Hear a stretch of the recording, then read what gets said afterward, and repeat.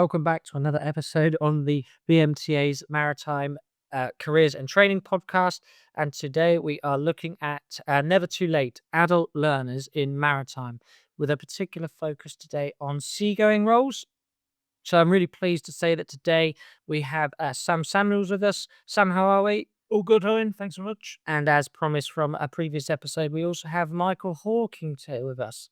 How are you, Michael? All good, thanks. Good to be here. Brilliant. So, obviously, whether you're changing careers or returning to study, there's a lot of people who reflect and perhaps look for a new opportunity, a new drive, or perhaps even to better themselves.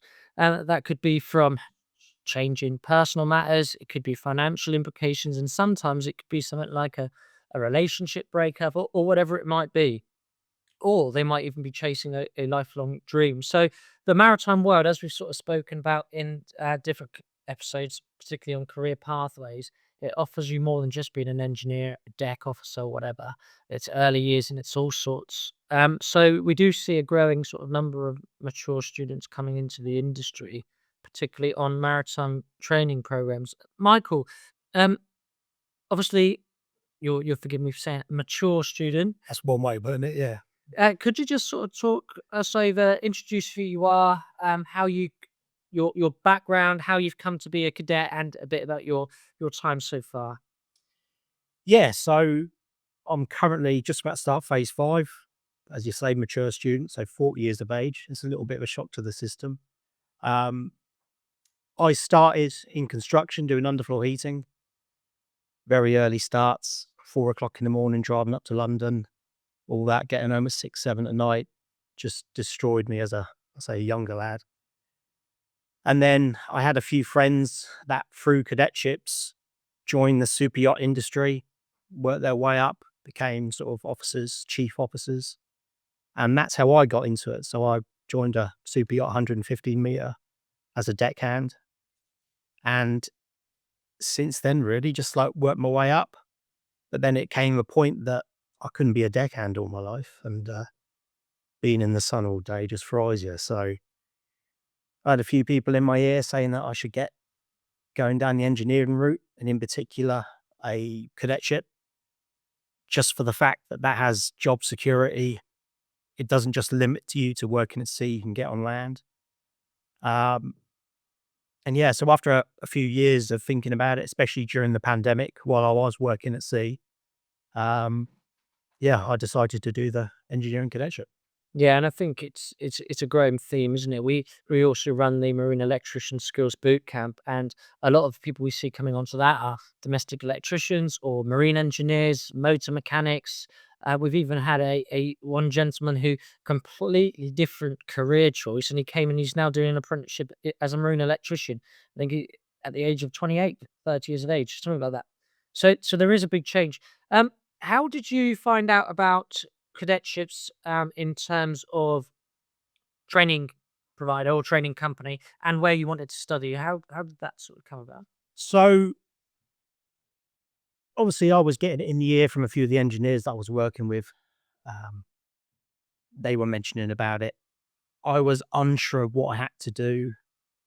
I believed at the time I thought I was going to have to go back to school and get certain GCSEs and all that. So I was a little bit unsure about that. Um, but then I spoke with a company online um, and ended up having the interview. They just went through everything as regards to how long it would take, where I'd be. Obviously I'm here in Southampton now. Yeah, it just went like that really. Did they refer to your academic qualifications in any detail? Not really. I had I still had the certificate, which is a little bit old and tatty. But no, I showed that and they said that was fine, so it was good to go.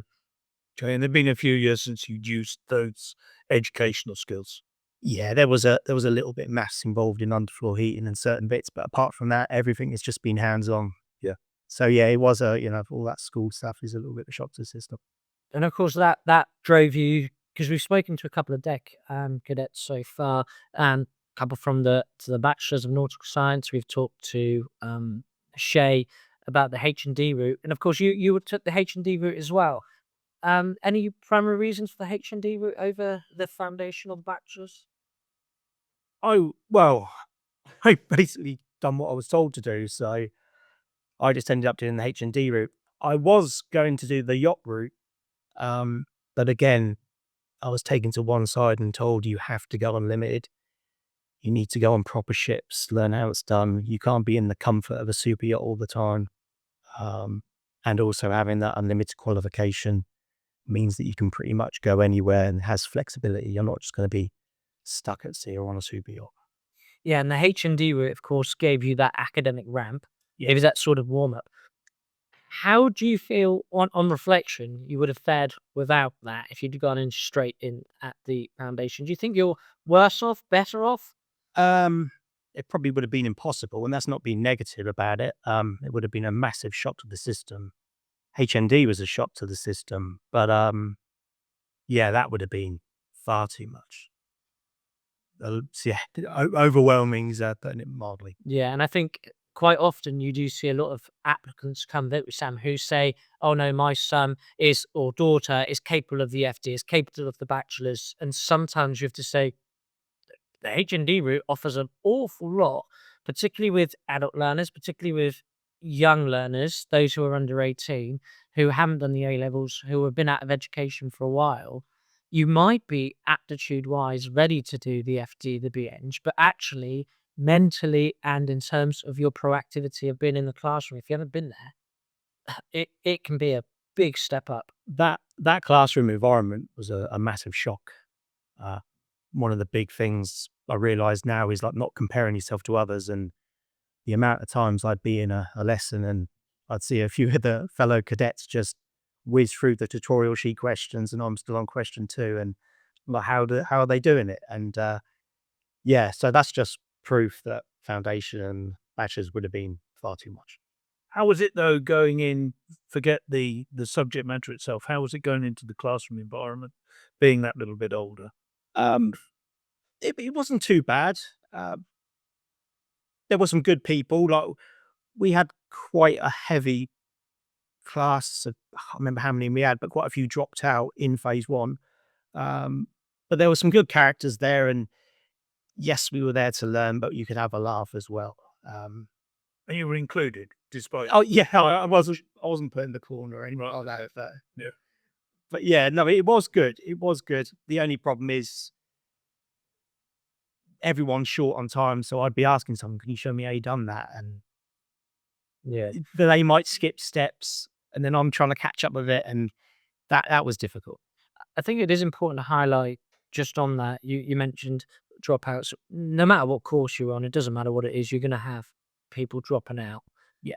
However, the cadetship is a different beast. And again, part of what we're trying to increment within these podcasts is to set those real expectations. Why do you think there was as you put it, a larger dropout on your cohort? What do you think the sort of the route was at? Expectations not aligned, or wrong people, wrong fit? Well, I think it's a mixture of a lot of things, really. From my experience, just a lot of people didn't truly know what they were letting themselves, get themselves into. Um, and there's a lot of young people involved. Only recently I found out what I wanted to do. So a lot of the younger cadets, not saying they're forced to do this by their parents, or they might think, "Oh, I'll earn some money along the way," but it's not for everyone. I remember one cadet in particular, he was amazed at the amount of what I'd call schoolwork we had to do when he thought we were just going to be in the workshop, taking apart engines, putting them back together. Yeah. So I think some people are going into it a little bit blind. So perhaps the definition of a mechanic as opposed to a cadet could have been prudent. Yes. Yeah. And I think anyone who's listening to this now is sat there thinking about it. Listen to our episodes on, is this fit for me? Am I fit for the industry? Because me and Sam have done an episode on that, talking about expectations. And you know what? We could sit here and sell it all day long. And we're good at doing it. We are good at selling the industry, but we always try and give it with a pinch of salt and actually look at both avenues, because otherwise you're having to set up people to fail. And it is a phenomenal industry, but it doesn't fit everyone. So take a listen to those other episodes if they're of interest. So um, what was your motivation then for? Did you have a passion to go to sea, or why did you choose to go to sea? You mentioned your friends and that side of things. Was there family influence, or did you do some research? What was sort of the Well, choice? like I say, I'd done it underfloor heating for a number of years and well, almost destroyed my body doing that. It was everything I earned, I had to work for. It wasn't a case of getting an hourly rate. So I was just tired of destroying myself 7 days a week, pretty much. I went to Australia for a working holiday visa and had a thoroughly good time out there and didn't want to come home. But because I had to obey the visa stuff and all that, I did come home. And then it was a case of, what do I do now? I went back to the underfloor heating just to make some more money. And then it was a case of, I need to do something here where I can have a future, get an actual qualification. In doing that, I went to the yachts knowing that I could earn really good money, but deep down, I knew I had to get an actual qualification. I couldn't just say rely on a reputation or knowing the right people, you know. How did you get onto the yachts? So it was, I say, fairly straightforward in the end. My friend, he was chief officer on I believe it was a 70-meter at the time. He said, come over to Mallorca. He said, do 2 weeks day work with us. We'll feed you, give you a few beers, and we'll just give you all the so-called rubbish jobs to do as a decky. So I'm sort of in tenders, cleaning out bilges, detailing, polishing, just all the horrible rubbish jobs. But they weren't as bad as the underfloor heating jobs. Fast forward a few months after that, the bosun from that vessel moved to a bigger vessel. And my friend sort of said to him, can you sort out Michael with a job? I only had my SCCW, my powerboat, ENG1, and that's how I got the job. Okay. Joined as a green deckhand. I was there on 1 month's probation. So he kept my nose clean, just done my job, and yeah, rest is history, really. And do you think is there any sort of adult skill sets that you think stood you out amongst other people in the industry? That could be getting the job on the yachts or even the cadetship. 'Cause The chief officer at the time on the vessel, he made a habit of employing people from construction backgrounds just because, as a rule, they're used to hard graft, getting stuck in. They're not afraid of getting dirty. So that definitely helped. I wasn't the oldest deckhand at the time. When I joined there, I was 32. There was a few guys that were in their 40s and 50s. But definitely being a bit older helped. If I'd have been younger in those nice exotic places with all that money in my pocket, it probably would have been a different outcome. Yeah. So as we sort of said, back to school as it was, training as what was your experience of going back to those structured learning lessons, say 9 till 5, Monday to Friday, books, text, homework? Well, this is the thing. I knew, obviously, working with people who've done the cadetship, they've been there, done it, got the t-shirt. I knew it wasn't the case just turning up Monday to Friday, 9 to 5. That being said, I didn't appreciate how quickly lessons would go. So just say, for argument's sake, I'd get my head around transposition in maths one day. I'm thinking, this is good, I'll carry on with this. And then it was straight into the next topic, and that would take me longer. So I was falling behind compared to everyone else. Yes, it was always going to be difficult, but it was just the whole shock of the system, as in, I'm sat down for most of the day. You know, I'm not outside moving about, using my body. I'm sat down trying to use my brain, which is quite difficult when you haven't done it for a while. And like I say, the fellow cadets were good, but it was just that strange environment of being around all these, I say, youngsters, living in different circumstances as well. I originally was living in Portsmouth, but then had to move here out of choice because I just couldn't cope with the traveling each day. And by the time I was getting home, having dinner, having a shower, it was like 7:30. And then I'm like, I need to go over the sewage treatment plant system. Like, how am I going to do this? Knowing that I've got to get up early in the morning. So hence moving here. And then I was living with international students.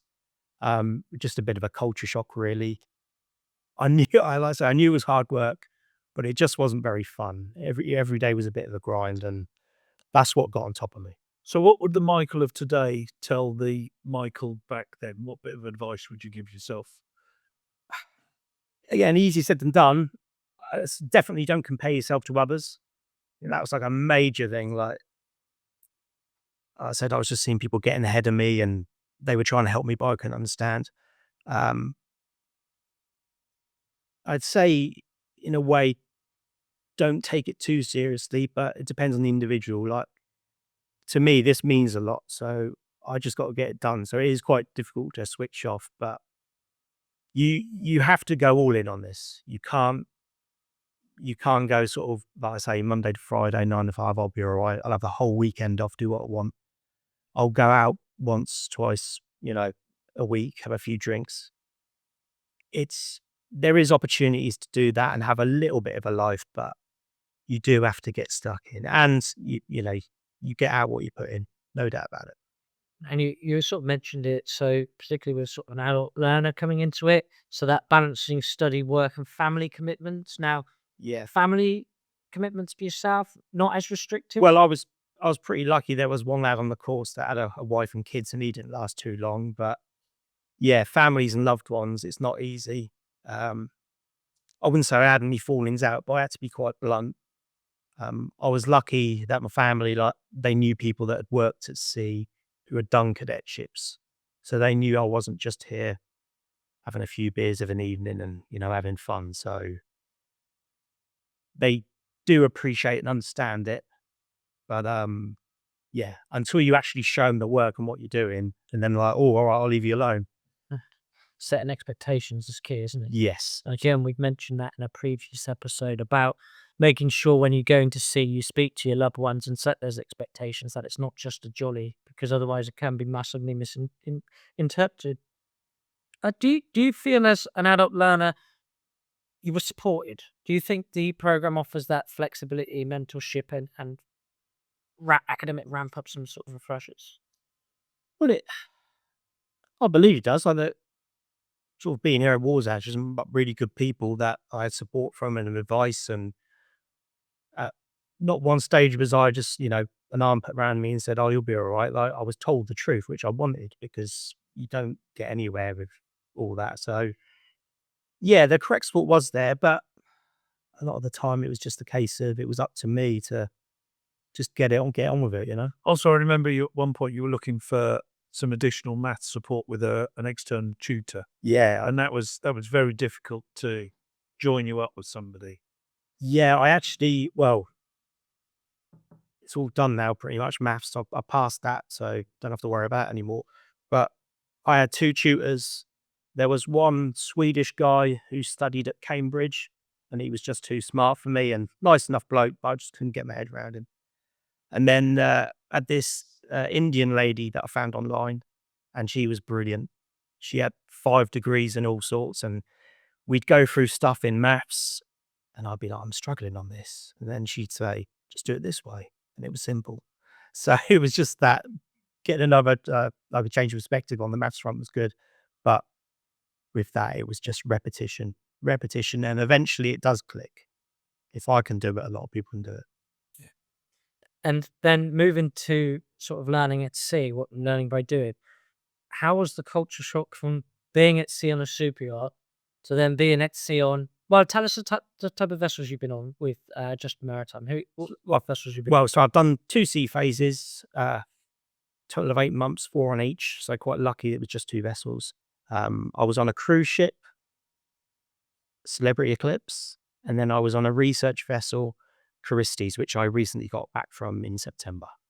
So how was going from super yachts deckhand to cadet, cruise ship, and research vessel? Well, the cruise ship, as regards to the job itself, there was a little bit of, where I was older, it almost felt like the chief and the staff chief, they were older than me, but I had the impression that they didn't want to push me too far because they thought, oh, being older, I might have a go out and back and all that. But they were quite polite. But I really had to show that I wanted to get involved.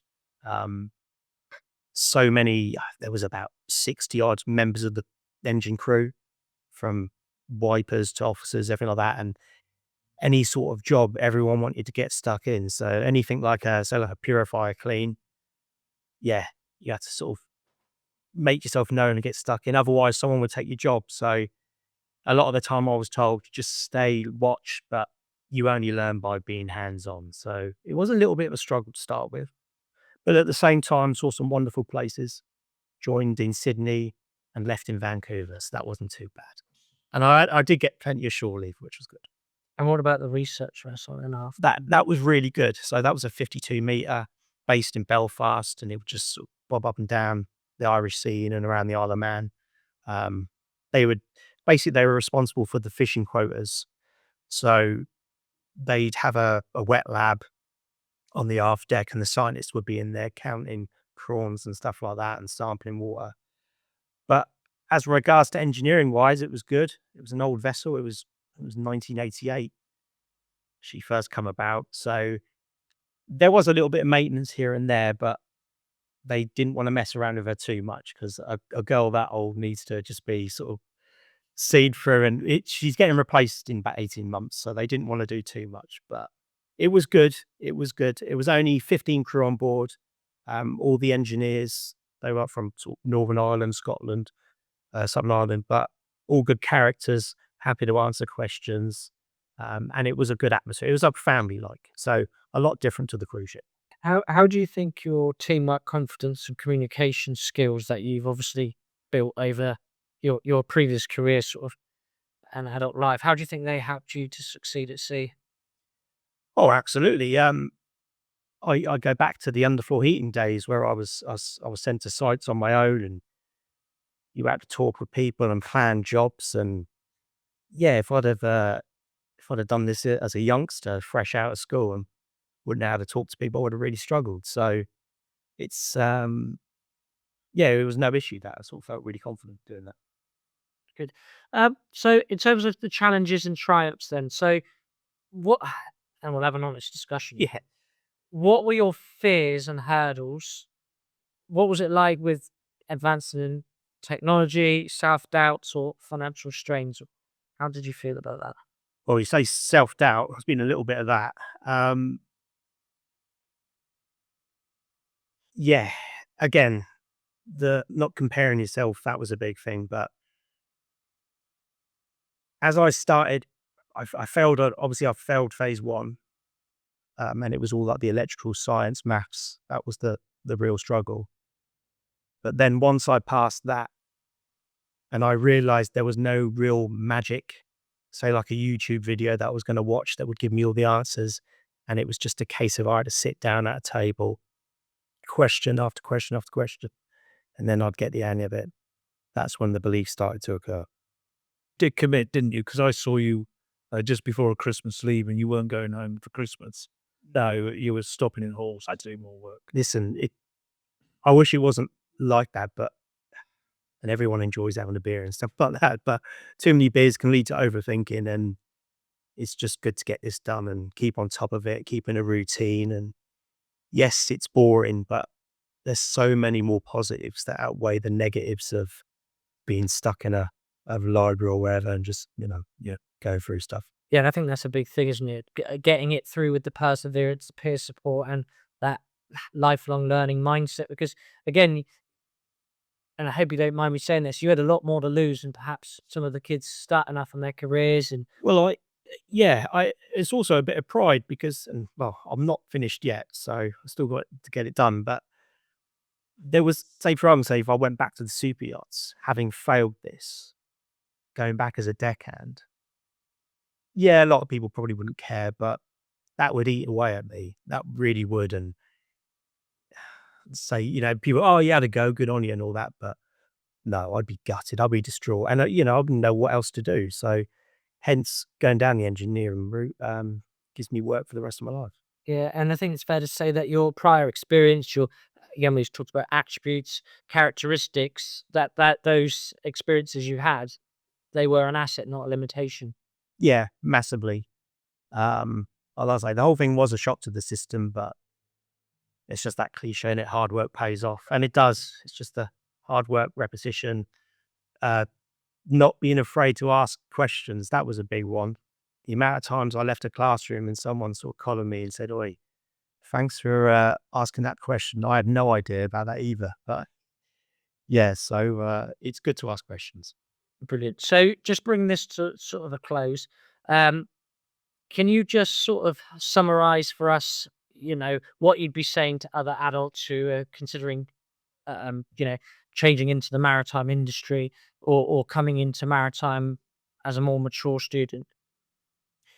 Well, it obviously depends on a lot of things. You've got to make sure if you are married and kids, that they understand what you're doing. It's very difficult otherwise. Um, Finances are a big one. My company do pay well, and you can live off that. But as a older student, it's important to have a little sort of slush fund in your back pocket. Um, just because, yeah, you have all the little hidden extras and costs that come along with it. Um,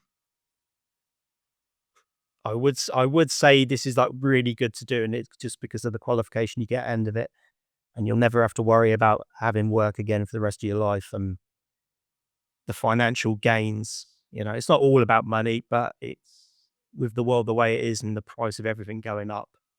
This is so important. So yeah, there's lots of it. It's all down to personal circumstances, but just get stuck into it, have a go. Sam, closing thoughts? Yeah, first of all, from our point of view, I think it's nice that you've been so open with us, Michael. We've always had lots of conversations. It's not easy to put your soul out there, but yeah, you've shown from people watching you from the outside. We often see cadets who pretend to work hard, but we actually see you working hard. We know how much it means to you, and hopefully that when we see people working, we offer the support without having to be asked, and that goes a long way. But I think your key message that I picked up is run your own race. Really, don't imagine that you're going to compete with the youngsters. As you say, you're an old bloke. You're not going to run 100 meters at the same speed, but you'll still go over the finishing line at some point. And hopefully, it won't be too far for you now. Yeah, the end is in sight. So phase 5 starts November 17th. Yes, the phases do get harder, but you have a bit more confidence and you're a lot more streetwise after each one. And starting phase 5, you've got enough in the tank just to see you over.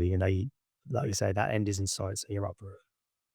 Brilliant. And I think just from me, it doesn't matter what age you are. We've seen people of all ages come and do training into maritime. I've got one of my skills boot camp delegates at the moment is mid to late 50s, and one thing that the maritime industry does offer is passion. I think it does, and no day is the same. So it doesn't matter what your age is. Don't be afraid to take it on. You adult learners have a lot more to offer than just 16, 19, 18-year-olds, whatever it might be. Don't sit there and think, "Oh, I'm too old for that now." It's just not the case. The people getting into education and transferring careers, there's no barriers or boundaries. So Michael, thanks very much for joining us on this episode. And Sam, we're going to have you on for another episode, Maritime Career Changes. So look forward to that one. And that just leads me to say, anyone who's listening, please do consider donating to our charity of the year. The details can be found on our website or on the YouTube channel. And that just leads me to say thank you very much for listening, and see you next time.